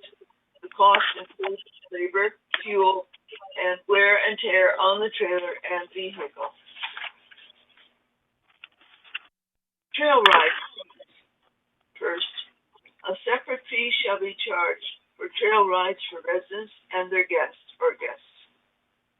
Next, the fees rounded up to the nearest dollar shall be based on the estimated hourly cost of labor and the cost of the horse used to lead the trail ride. And for residents, 64% shared or subsidized by the community at large, but for guests, a 25% markup. Next, the fee will be adjusted annually on the basis of changes to the operational costs, depreciation costs percentage shared by the community at large for residents, and percentage markup for guests. Lesson fees. First, fees shall be charged for individual and group lessons for residents and their guests or guests. Next, the fees rounded up to the nearest dollar shall be based on the estimated hourly cost of labor and the cost of the horse used to provide the lesson. And for residents, 64% shared by the community at large. And for guests, it's 25% markup. Next, the fee will be adjusted annually on the basis of changes to the operational costs, depreciation costs, percentage shared by the community at large for residents, and percentage markup for guests. Horse rental fee. First, a resident fee and a guest fee shall be charged for the use of a GRF-owned horse for lessons and trail rides. Next, The fees rounded up to the nearest dollar shall be based on the estimated hourly cost of a GRF-owned horse, and for guests, 64 shared, that is subsidized by the community at large, and for guests, a 25% markup. Next, the fee will be adjusted annually on the basis of changes to the operational costs, depreciation costs, percentage shared by the community at large for residents, and percentage markup for guests. Resolved further that this resolution shall be effective March 2nd, 2021, and resolution 90-20-20 adopted May 5th, 2020 is hereby superseded and canceled. And resolved further that the officers and agents of this corporation are directed on behalf of the corporation to carry out this resolution. I move we pass this resolution for a discussion at this point and postpone it for 28 days per Civil Code Section 4360. Okay, thank you. Is there a second? Okay, Yvonne seconded. So Brian, will you speak to the reason for this change? Because it basically was specific for proposed additional services and fees. So will you go forward, Brian? Sure, I'll be happy to, Honorary President, and good morning, Board of Directors. So essentially, the equestrian services and fees were introduced in early January in collaboration with the Ad Hoc Committee, the Equestrian Center Ad Hoc Committee, and our new supervisor, Laura, essentially to provide additional services and programs to the boarders there. A lot of times, boarders may be on vacation, they may be ill, that prohibits them from caring for their horses. So in that event, we would like to offer a service that they can basically apply to, and we would cover those services for them at a fee. And you can see the fees outlined in Table 1. And these are based off of market research analysis of current fees at other equestrian facilities within the area here in Orange County. So they are comparable, and it is a full cost recovery program. So which means it is not, basically subsidized by the community. The boarder would cover all the expenses. And that is essentially it. So the services that we're looking at is dinner feeding, turnout, lunging, hand walking, feeding prepared with grain such as bags or buckets, and blanketing and fly sheet on and off. So these are just additional services that are traditionally offered at other equestrian facilities, and we would just like to offer those services here for our boarders at the Equestrian Center. Okay, is there any further discussion? I have to say that I'm all in favor for this because it's really helping the boarders that the Equestrian Center can provide those fees that were previously done by volunteers, and those volunteers are no longer available. And so if there's no further discussion, Bert? Yeah, I've asked a question before, I never got an answer. These outside providers of this same service, are they subsidized or because they must be profitable if they're not subsidized.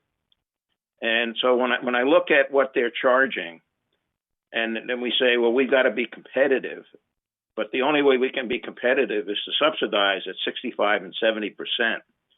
It confuses me. I mean, are we so inefficient? And if so, somebody ought to do something about it. So can somebody tell me whether or not these outside providers of equestrian services are subsidized or not? Okay, I'm thoroughly confused here. No, I know what you're talking about, but basically at this point in time, the only thing that we're talking about to get approved is these additional services offered by the borders, and the other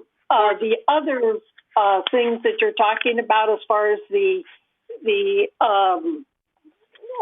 percentage points of what's subsidized, all of the border fees, will be discussed at a later date. Is basically not the subject now, and if you look in the package there, you do see that they for those particular services, they did go out and look and see that if we're comparable to the other stables that are offering the same service.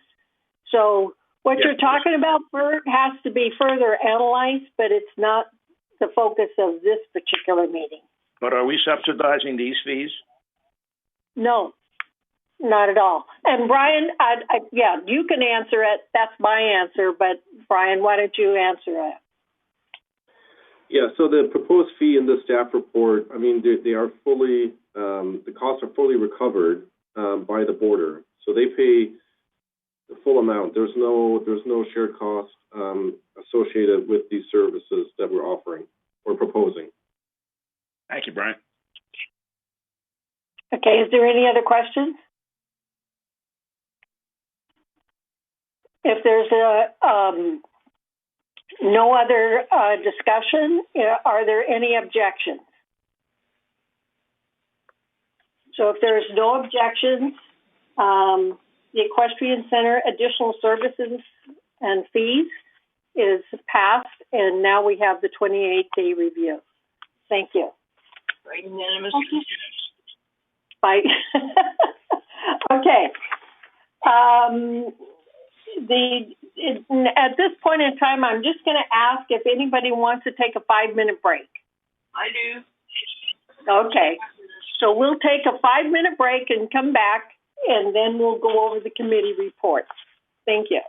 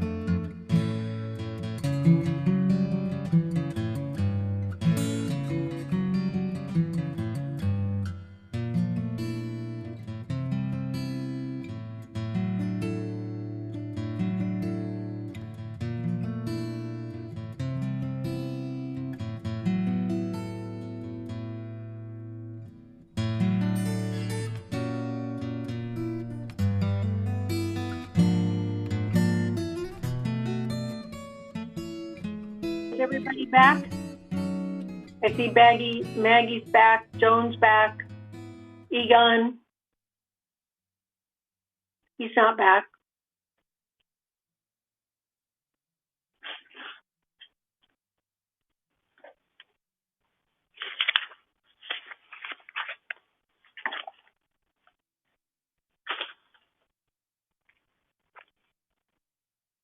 Ann, okay.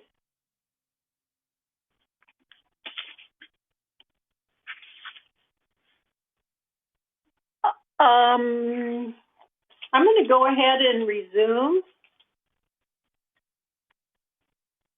and see if Jim Hopkins is back.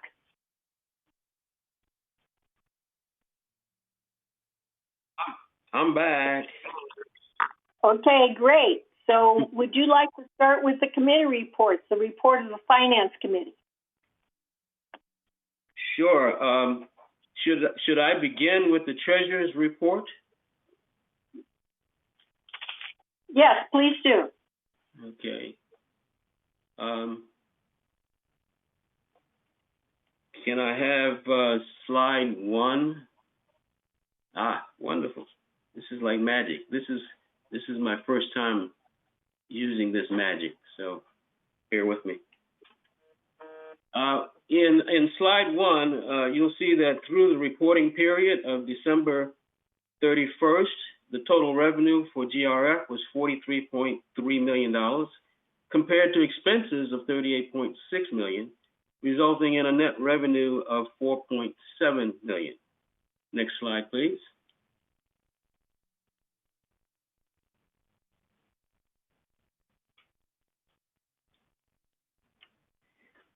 In slide 2, in finance, we keep a close eye on the operating portion of our financial results. The operating fund, that is without depreciation, shows a favorable variance of just under $2.1 million through the same reporting period. Slide number 3.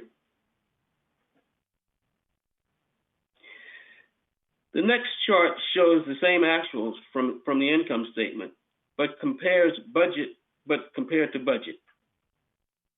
GRF ended the period better than budget by $1.9 million, of which 2.3 was due to the closure of the facilities in mid-March, and a deficit of $600,000 was primarily due to insurance, and we'll go through that a little later.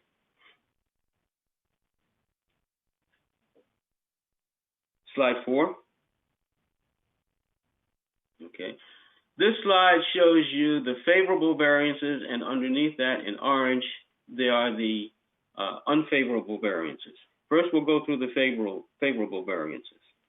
Employee compensation and related expense is favorable by $2,473,000 due to employee furloughs during the COVID-19 pandemic. Other operating expense was $427,000 favorable due to the closure of facilities, again in mid-March, due to the COVID. The unrealized gain on investments was $422,000 favorable due to reporting of unrealized gain. This is an entry made monthly to reflect the investment, to reflect our investment. Market conditions will fluctuate. In community events, we had a $332,000 favorable experience.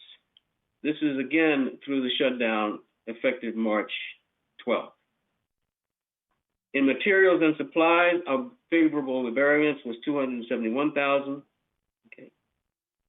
And that's primarily due to fleet maintenance services, janitorial services, streets and sidewalks, all impacted by the pandemic, less used by the pandemic. And to a lesser extent, the clubhouses were closed also during the pandemic. Now, unfavorable.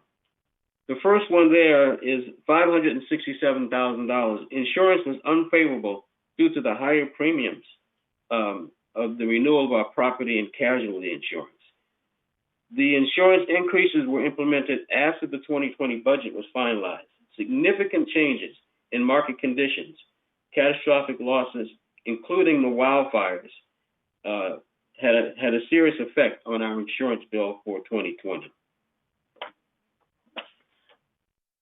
Going down to looking at the clubhouse rental fees, again, we had an unfavorable variance there, okay, due to the closure of facilities on March 2nd. That's the revenue, the clubhouse rentals and event fees. In our trust facility funds, those are the funds that we get every time a unit is sold. There were 16% fewer units sold this year, resulting in a $476,000 negative variance, unfavorable variance in this year. Golf green fees, due to the closure of the facilities on March 12th, due to, again, the pandemic, we suffered an unfavorable variance there. Slide 5, please. Now, this shows you the relative, the proportion of non-assessment revenue that we generate, okay? To date, we have received $11.9 million. By category, you can see that the largest revenue is broadband services. That's the internet, your set-top boxes, and premium channels. It's followed by the trust facility fees, and that's a $5,000 fee from resales. Also included are golf green fees and operations.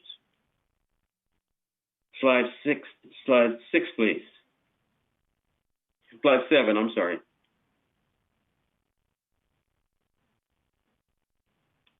Oh. Can you go back to slide 6? I didn't, thank you. In slide 6, we're showing that our expenses to date are $38.6 million, and that's including depreciation. They're shown on a pie chart so that we can see the relevant percent that those expenses take up. Obviously, employee compensation take up the largest expense, and our cable and programming fees take up the next largest. Slide 7. This slide shows the resale history from 2018 to 2020. Our community-wide sales of 694 units through December 20th are 133 less than the same period last year.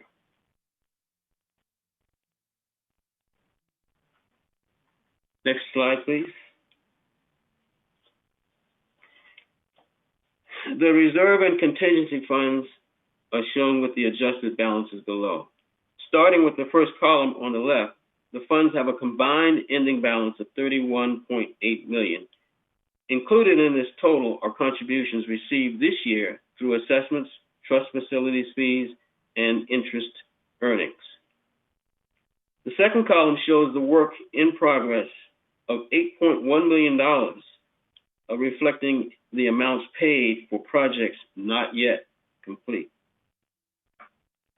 The third column represents the resulting adjusted balance of the funds, and that is $23.7 million. Slide 9, please.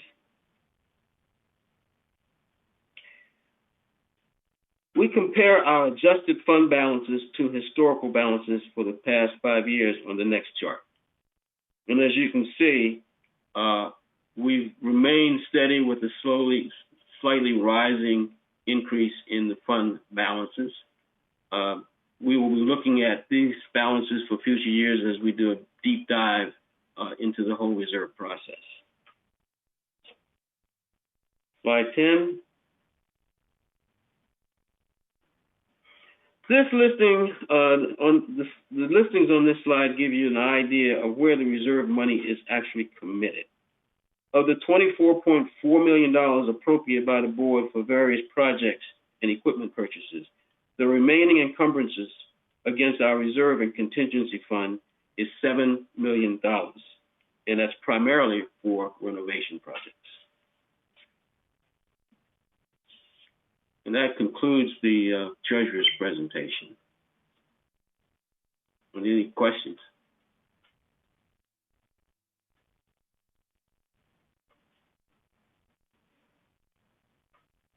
The Finance Committee report.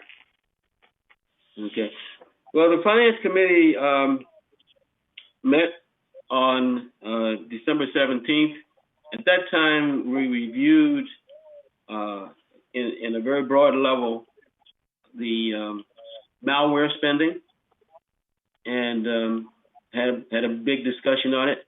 We agreed to table discussion at that point in favor of a special meeting where we would review much more detail of it and also consider cyber insurance. We had that special meeting. At that special meeting, we voted to recommend that to the GRF board that we move forward with the expenditures on malware recovery, and we also voted to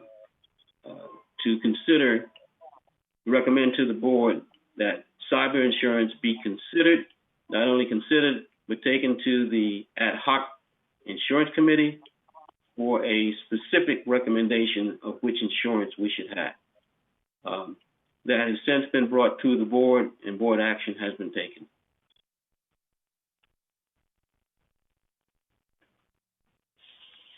In the upcoming meeting, we will be starting to consider. We're having a reserve presentation. Again, we want to focus this year. One of the things we're focusing on are reserves and how they're calculated and how they should move forward. So we're going to be looking at reserves with a special presentation by the CFO for VMS on reserves at our next meeting.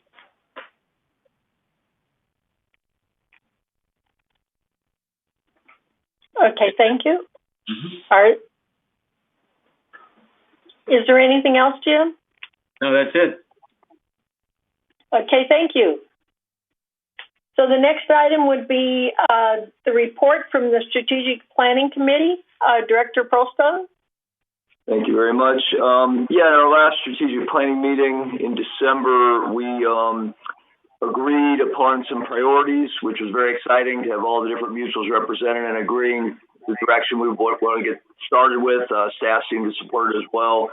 And you heard earlier about the subcommittees that were put together in order to facilitate some productive discussion. Instead of just putting a lot of generalities, we'll try to narrow it down, really talk about each priority, and then try to get an action plan to move forward. With the first priority being, we have a kind of a dual name for it, customer service / customer experience. Several committee members felt it was very important to get out in front of any discussions about facilities. So we felt it was worthwhile to do a subcommittee simply to identify what issues we'd want to talk about with facilities. So they're going to be meeting and they may even do that through email and, a Zoom type discussion or whatever. There may not be a formal meeting, just to get some broad brush information that the committee can review to see if we all think we've got that captured. But top priority is customer experience. We have a meeting this week on that. So Strategic Planning Committee is moving forward pretty much on schedule for what we're capable of doing, given the limitations with the information gathering from the malware issue.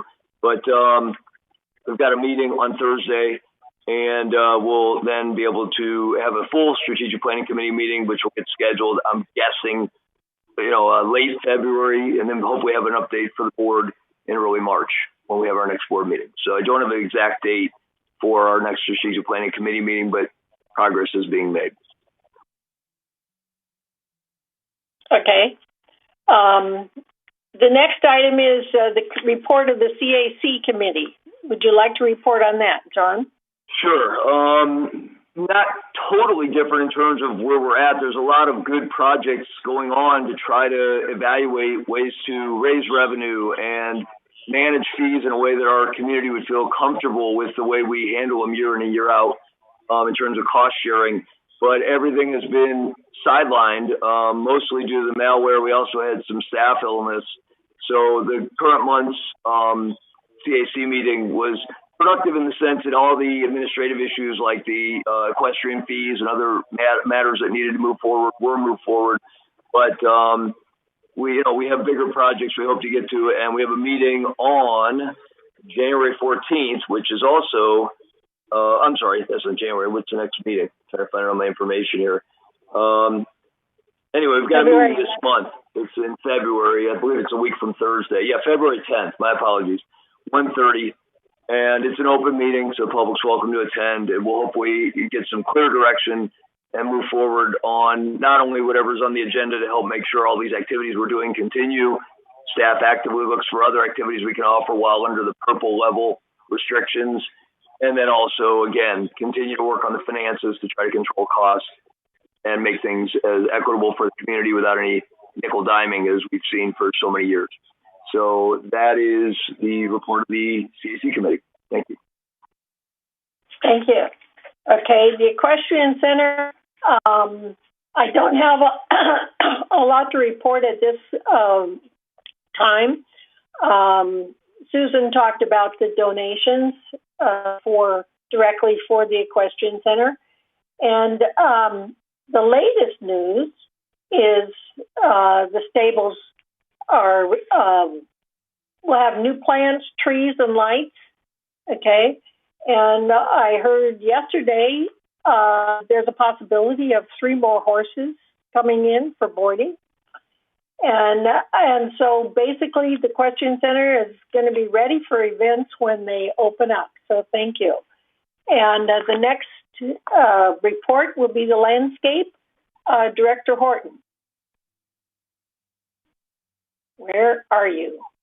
Yeah. Oh, there she is. I have nothing new to report, Madam President, since our last meeting, seeing how the Landscape Committee only meets every other month, but our next meeting is on February 10th of this month at 1:30, and it'll be a virtual meeting if anybody wants to tune in. Thank you. Thank you. The M&C Committee is next. Director Hoffner. Okay. Well, we met on December 9th. Our next meeting will be next week on February the 10th. Here's a number of items. This is a list that Ernesto gave us, and I can work off that. First of all, we discussed having meetings every month, and Ernesto felt that there was too much work for staff to have a meeting every month. So we're going to continue to have meetings every other month, and if the committee feels they need to get together, they can do that on a separate basis or call a special meeting if a vote is needed or something. So we talked about a seismic valves on all of the club buildings, and Dan Yost was supposed to confirm that the company, that we have safety shutoff valves, and that shouldn't affect their insurance positively. The gas company is going to check on whether or not individual houses in the community are protected. Let's see. Okay. Well, we approved 4 items on the PAC meeting on the PAC. We discussed transfer switches in building in clubhouses 4 and 6, and we postponed those until we know more. First of all, from the Energy Committee, and also it's just what in the world we're going to do.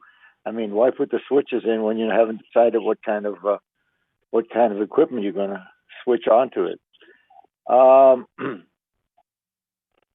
Service center generator is a standby generator that we're going to look at this coming meeting, and I guess the welding shop is all going to also be discussed in the upcoming meeting.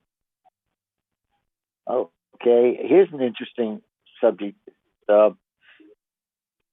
staff will provide project summary sheets to the committee with floor plans, if applicable, before a project is started. What we were talking about earlier, staff should provide the floor plans before we vote on the thing, because we don't understand what's going on, and that was clear because we got to look at the kitchenette because Chuck made a video which showed us where the kitchenette on the first floor of the community center building was going to go, and made some discussion about it. Until that we saw that video, we had not one inkling of an idea of what was planned or where it was planned. You see, oftentimes we're asked to vote on things we simply don't know. And we're going to postpone that because there were some interesting findings as we went through that process. And then we set up a field meeting for the driving range review, and we met, and several directors met with Ernesto and the men from the golf course, and of course our contractor. And again, there were some angry, protestations or whatever. You're causing safety problems. And I want to say something about that. Okay, this project has been on the books since was advised in 2018, and it went into the Green Book in 2019. And all along claimed, well, there's a safety problem because mud puddles form, and so therefore drivers drive in there, and then they form ridges, and the ridges make the driving rough once the mud dries out, and so then now it's rough and bouncy, and it hurts the drivers when they go through there. And I'm asking myself, this has been going on for 3 years, and it's our fault? I don't understand that. Supervisor who's in charge of that thing can go and take a blade and level off those things. The drivers can take some common sense and not go into a water puddle with the ball pickup cart, okay? And if there's some residual bump or something like that, you can do what everybody does in a neighborhood where there's speed bumps. You go across them slowly. But I was offended, frankly, that each time we meet, the people are angry at us. I mean, the contractor and the golf maintenance man, and that's just not right. So we're not causing the problem, and we're not in a position to give those people instructions on how to do that stuff. They need to do that themselves. Okay, so I just wanted to get that off my chest, and then the contractor got a little bit uptight too, and he gave us an ultimatum. And one of the directors said, "Hey, I don't like to have a gun put to my head." So we're going to work this out. We're going to work this out on the 10th. We're going to go over the driving range item by item, and we'll have a much better picture on the 10th. Okay, that's all I have right now. Thank you, Egon.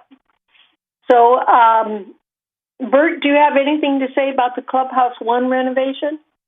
All I'm saying is that we're waiting for staff to set up a meeting with the potential bidders for the programmatic study, and we have not heard from them at this point in time. Okay, thank you. Director Milliman, do you have any energy reports? Next. Okay. Thank you. Okay. Will you report on Energy Solution? I know that Sue said she was going to be out of pocket. Right. We have met now again with Amoresco, who is a company that has done a free FREE feasibility study, and they've shown us the preliminary report.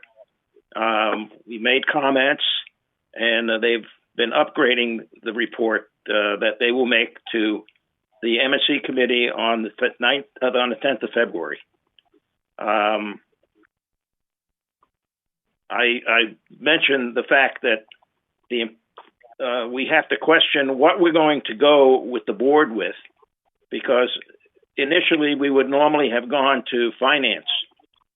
But since there is no cost, to moving ahead with the program, I'm just, and I need an answer for this. I don't understand where finance fits into the picture, since there's no charge. This is a energy as a service type of contract, okay, in which they do the design, they do the installation after procurement of equipment, they do the operation, they do the maintenance, they do the monitoring. In essence, all they do is charge us the way the energy company, SCE, charges us on a per kilowatt per hour basis. So the question I have is, do I even take this to the finance committee, or do I go directly to the board?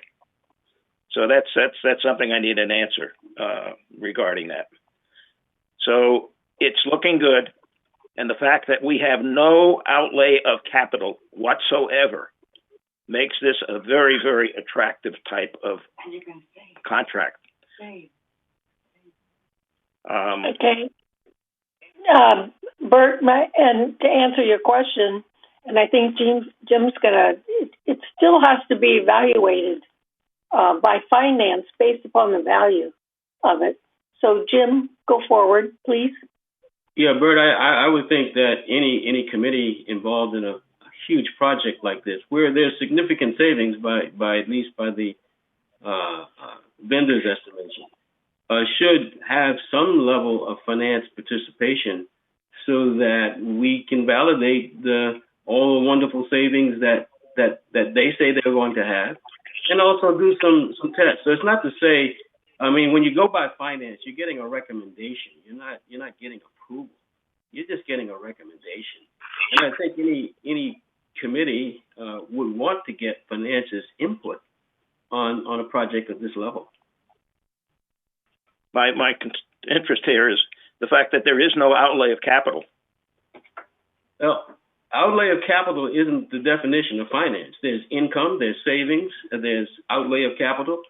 So, anything involving a dollar bill, whether it brings in money or takes money out, should have some sort of financial review. I'm not understanding the reluctance to have a financial review and recommendation. I can understand you want to move forward quickly, but I think having additional input only assists the project. Okay, because what we will be going to the board with eventually, it's not a contract or anything of that nature, because we have to go to competitive bid. And so what we're going to the board for is, the approval to go out for a competitive bid. And we're going to, again, lose a few months if we have to go to finance and then go to the board. Okay. I know Maggie wants to speak, but the competitive bid is initiated in the committee, not by the board. Well, I need the board's approval. Right. To go to multiple. No. To go out for competitive bid? I know. Quote me if I'm wrong, but I thought the process was basically that the competitive bid is initiated in committee, and that's where they recommend, to go forward either with finance and the board, because the board gives the final approval based on those bids, based upon the results of those bids. So in essence, we don't have to go, if the committee says, okay, we can go out to competitive bid, and we actually don't have to go to finance or the board until we have gotten the final bids in. Right. Okay, thank you. That makes it better for the process, right? Oh, yeah. Oh, yeah. That's okay. Less steps. Okay. All right. Maggie, you had a comment? No, that solved my comment. Okay. All right. Jim, did you have something to say? No? Okay. I think that process works fine. I would say that the benefit of having finance take a look at the entire thing does have benefit. I mean, there are things in the whole proposal that you may want to look at just for emphasis. So if you choose not to use finance at that point, that's fine. If you want to use us, fine. Eventually, we'll come into the picture. Right. Definitely. Okay. Egon?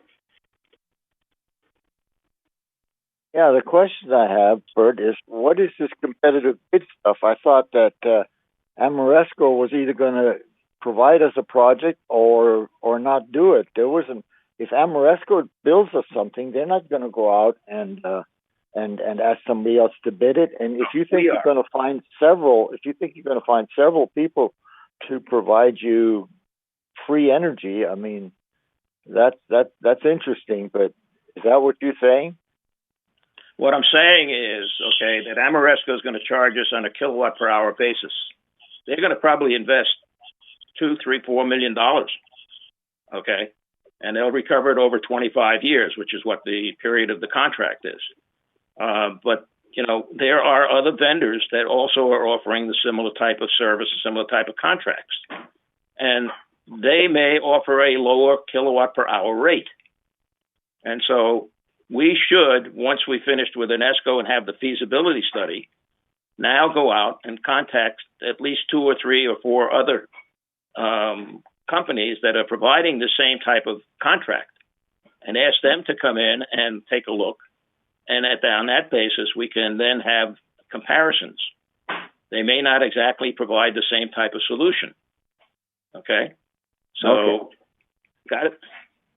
Okay. Thank you. All right. Any more comments? All right. Thank you. You're welcome. So the next item is... Yvonne had something. Yvonne said. Okay, Yvonne. Okay. Bert, I just wanted to know how much real estate is this project going to take? Actually, what we're looking at right now is using the parking lots and putting covers onto the parking areas and putting the solar panels up on parking areas.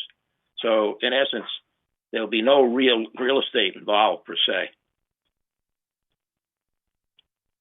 Well, But we still have to build the roofs in order for it to go on, right? I mean, I'm not going to ask questions because I don't know anything about it.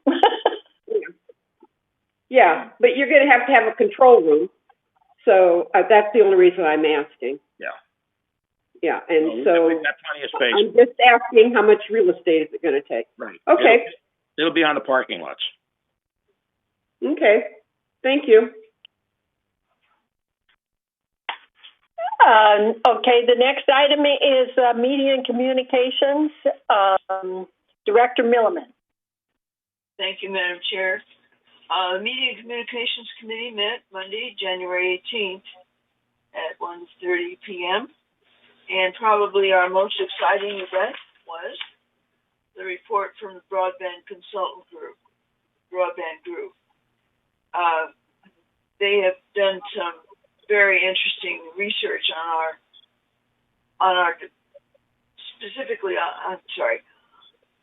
our cable TV, among other things. So I'm going to read to you some of the report, and Eileen, if you're still here, chime in if you need to. Mr. Nathan Rosenberg reported, and he referred to the full report of the Broadband Group, which was distributed to the committee prior to the meeting. He highlighted that the village has one of the best cable systems that the company has seen in the country, and that it's a valuable asset, and the staff has shown its ability to run and maintain this highly complex cable system. His main points were that Laguna Woods Village has this high-quality cable system and it's well-maintained, well at below market prices by a staff that knows the system thoroughly. Mr. Rosenberg also pointed out possible vulnerabilities at internet service, where both internet pipes come together on one street. They're located in the same trench on Via Campo Verde, which is a single point of failure. Other key risks for consideration, he pointed out, are in the full report. Several committee members asked questions, and other directors had questions. Splitting nodes and fiber to the curb were mentioned as possible solutions to extending cable services in a market where internet is overtaking cable. He emphasized very much the fact that we need to continue to improve our internet and ride out the cable system and as it is. Eileen, did you have anything else you wanted to add at this time? No, I don't think so, Joan, other than we are prepared to have Mr. Rosenberg and their team available at the next GRF meeting to make the full report and be available to answer any questions that the board members have. Right, and that full report will be available to all of us online. So that was my principal introduction that I want you to be excited about, because these guys really did a thorough review of all of our cable systems and all the infrastructure, and I think including the radio tower, among other things. So we have a lot to report next month at the board meeting. That's the end of my report. Oh, our next meeting is changed. It's going to be Monday, the 22nd, not that Friday, because Friday is the COVID vaccine, and Eileen is going to be very busy at that time, and so am I. So we're going to put it off to Monday afternoon, the 22nd of February, next meeting. Thank you.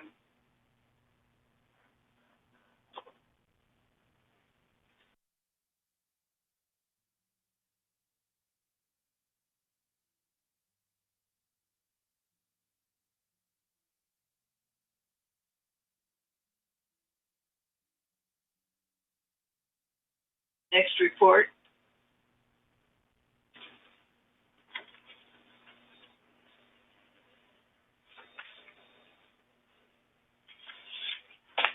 Funny? Can't hear you.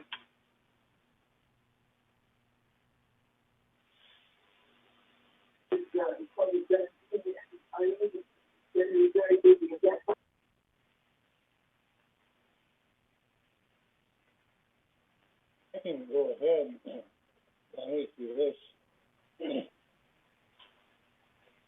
The next report is a report of the Mobility and Vehicles Committee.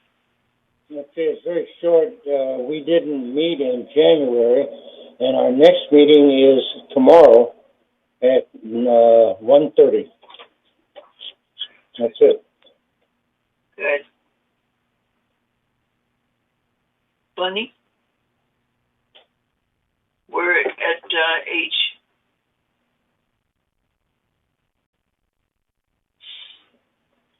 Do you want me to read it?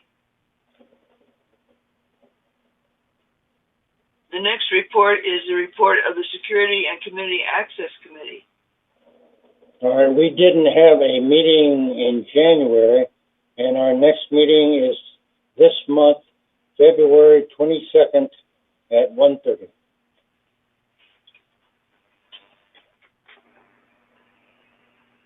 Still can't hear you. Yeah, Madam Secretary, since this is just a technical moving forward, would you continue to handle the next? I'll go ahead. Under, is there hold it. traffic hearings? Traffic hearings, Yvonne? Right, our next traffic hearing, oh my God, I lost my glasses,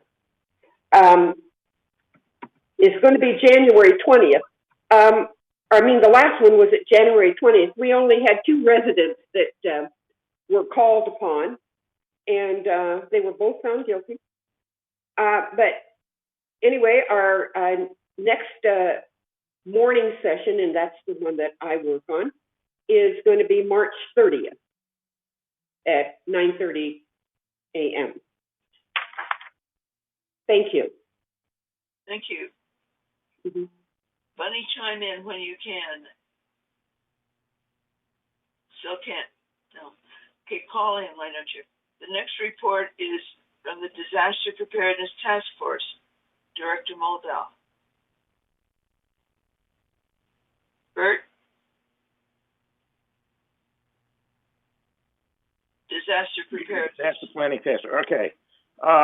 With the Disaster Planning Task Force, the Radio and Communications Subcommittee reported that they had a drill, and 10 of the 15 radios responded. So they have to look into what was the problem with the other 5. The chair Carlos Rojas reported that he's working with the American Red Cross regarding coordinating online training. And they've set up a tentative schedule on the website. And he's also reported that he's reaching out to the Good Neighbor captains to confirm they're still interested in working in the position that they have. The Village Energy Subcommittee, which was my subcommittee, reported about what was happening with Amoresco, and so they will be following what's going on at the M&C. And they did finally get approval for installing an antenna, which is needed at the top of the towers. The pet evacuation subcommittee had a good response on the pet survey that they ran, and being worked at the Red Cross is regarding the evacuations and what can be done for pets during the disaster. So that's what I have to report on the Disaster Planning Task Force. Thank you. Thank you. Okay, can you hear me now? Yes, we're on Jay. Okay, thank you. I called in again. Director Hopkins, do you have a report on the software research group? No, due to the malware incident, the leading staff person on that committee is not available at the moment, so we haven't really met with any substantive way for the last 2.5 months. But I understand the work is continuing. Okay, thank you. So future agenda items, do we want to add anything to the future agenda items? We already added the broadband report for March. Okay, so Maggie? I'm out of order, but we have two conflicting meetings, January 22nd at 1:30. We have security and access, and we have media. Okay, well, we can work that out. Yeah. Okay, that's all. Okay, thank you. All right, we'll go around the room. Are there any director comments? So if there are no director's comments at this point in time, we will recess for 1/2 hour. So it looks like it's 12, almost 12. So let's meet again at 12:30 and continue with the closed board meeting at that time. And I just want to make sure that everyone knows that the access is the same as for the board meeting, for the open board meeting. Okay? Thank you. We'll see you in a 1/2 hour. Thank you.